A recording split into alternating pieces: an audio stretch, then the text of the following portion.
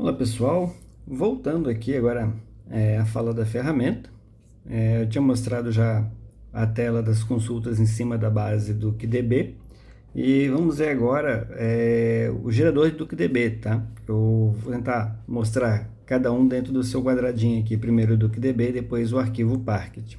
Então, para o DuckDB eu criei também uma interface para criar um banco vazio sem nada, para depois eu ficar populando, ou seja, ele já pré-gera o arquivo, né?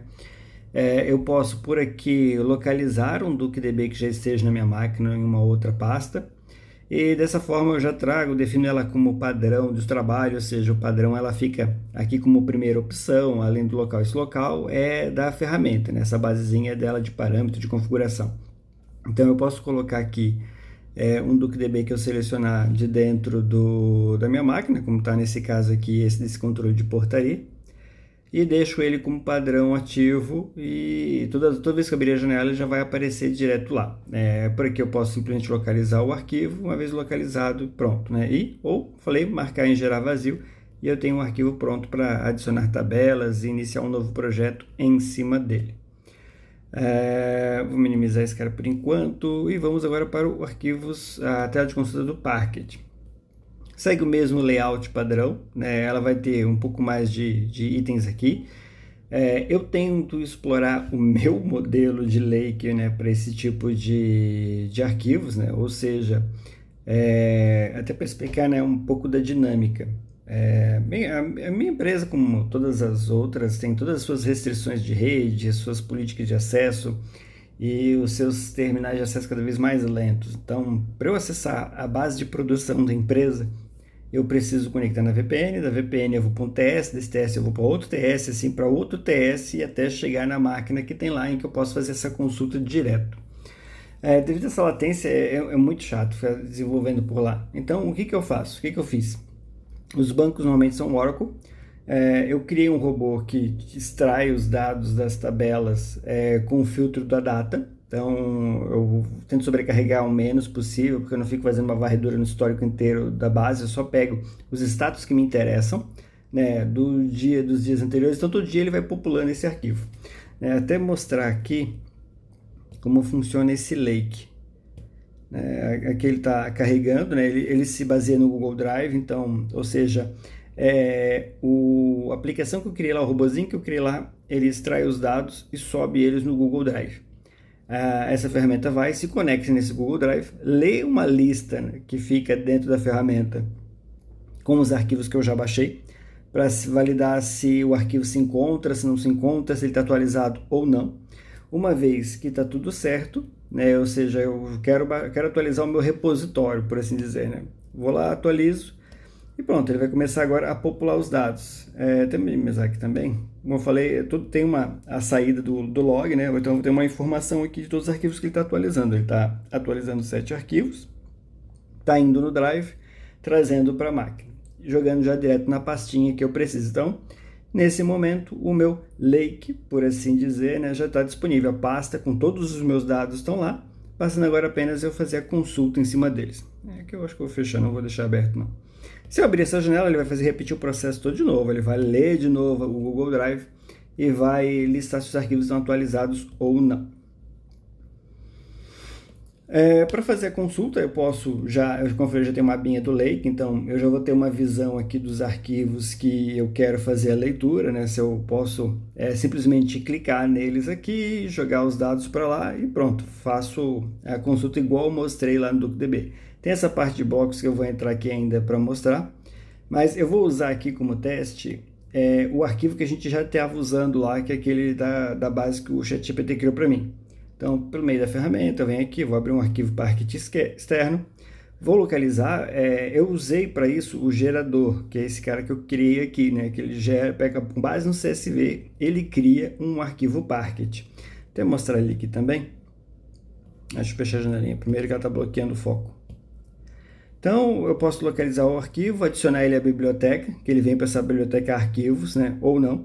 Localiza. Aqui eu tenho umas definições para dizer se ele já é Parquet, se eu quero adicionar minha biblioteca, se tem algum erro de codificação, se os dados estão encapsulados com aspas. Então, tudo isso aqui eu já consigo definir. seleciono o arquivo e já ele pronto. Ele vai para a raiz do meu sistema e fica disponível para consulta, desde que eu não tenha adicionado ele na biblioteca. Então, como eu não adicionei esse carinha aqui, aquela base lá do ChatGPT, ele está na minha biblioteca. Então, eu vou localizar ela aqui, na raiz da aplicação. A base testes Parquet, ok. Até para exemplo, né, o arquivo CSV tinha 1,5 MB, é bem pouquinho. Porém, a hora que ele é convertido por Parquet, ele passa para 600K, ficou bem mais leve. E aqui já aconteceu o que eu falei, ó. Aqui ele já está com o bloco dobrado, né? Eu posso expandir esse meu bloco.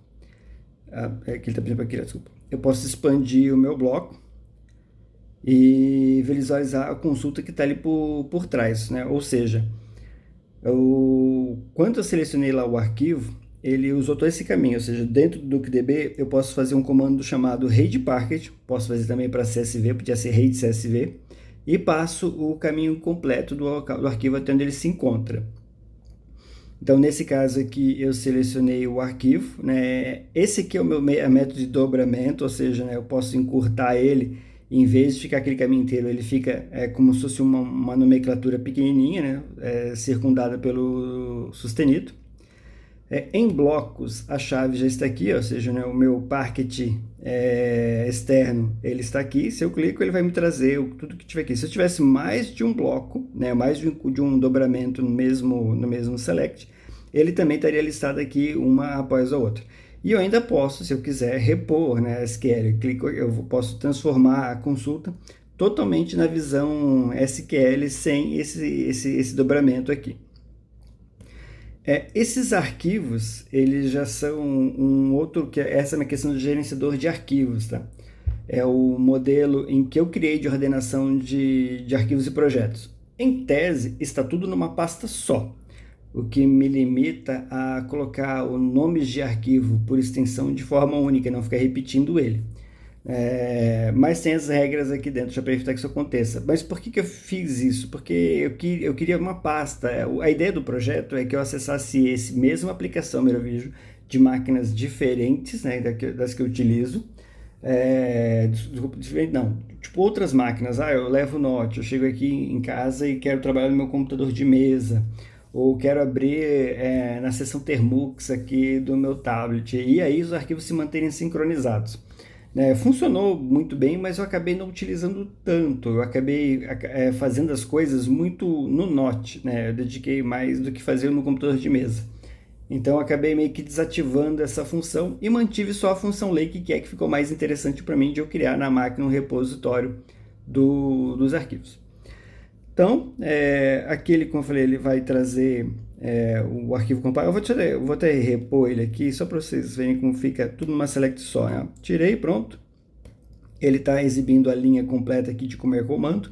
Eu vou mandar executar e nós temos aqui as nossas 6.000 linhas lá do arquivo que estava. E por aqui eu posso cruzar vários outros arquivos Parquet, eu posso juntar nessa consulta o arquivo Parquet, o arquivo DuckDB, um arquivo CSV, a mesma consulta com fontes totalmente diferentes e executar consultas em cima dela.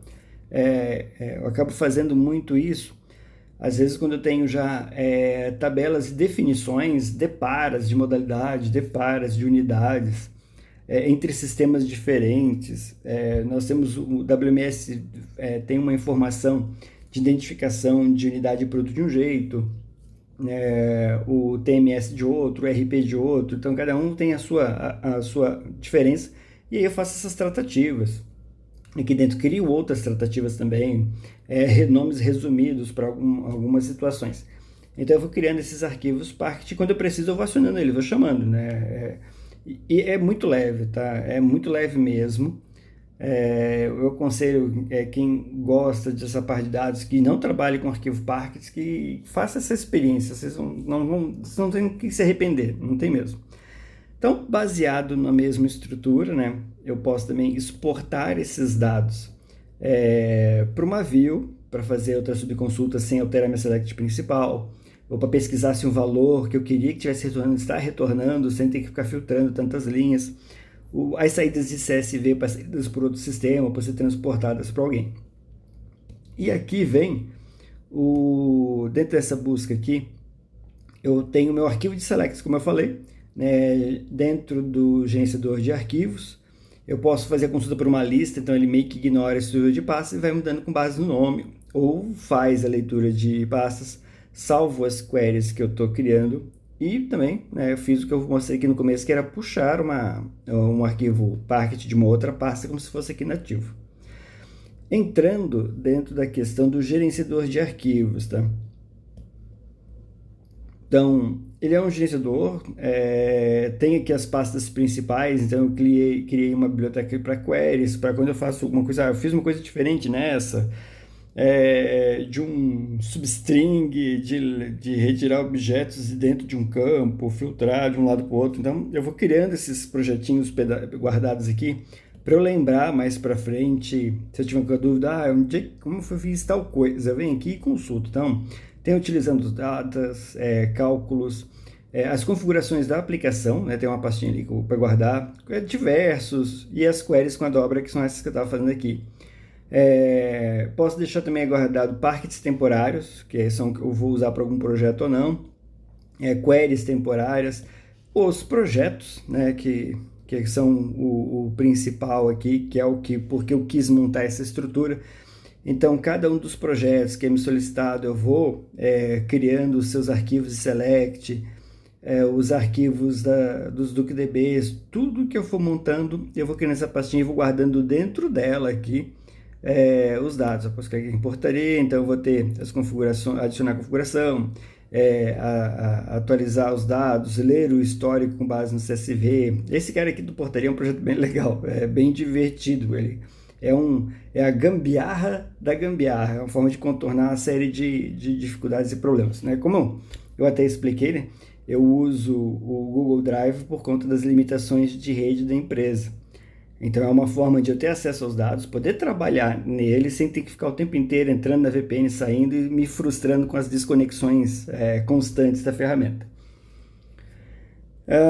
Vamos ver se aqui tem mais alguma coisa para mostrar. Aqui, essa ferramenta, esse gerenciador, ele se comporta também de formas diferentes nessa parte aqui de cima, de acordo com como o sistema chamou ele, né? Aqui eu cliquei direto na janela, né, como se fosse o explorador de arquivos, né, por assim dizer, do Windows Explorer, mas para listar as pastas. Mas se eu quiser salvar um arquivo, ele já chama ele de forma diferente, né? Se eu quiser abrir a select, né, por exemplo, eu vou abrir uma select baseada em pastas, ele já vai me dar o retorno aqui em cima, ele já aparece para abrir, eu vou selecionar os arquivos, eu posso ver a select antes também, tá?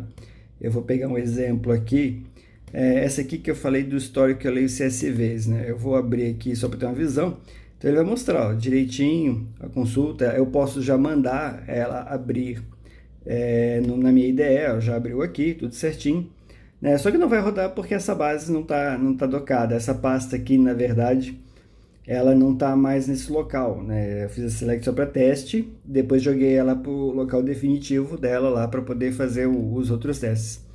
Então, no próximo vídeo eu vou entrar um pouco mais de detalhe em algumas outras coisas da ferramenta, como faço algumas manutenções, como está a biblioteca Lake, mostrar direitinho o volume dos arquivos, o que é esse conceito, né, Lake. Eu sei que alguns já podem saber, outros não.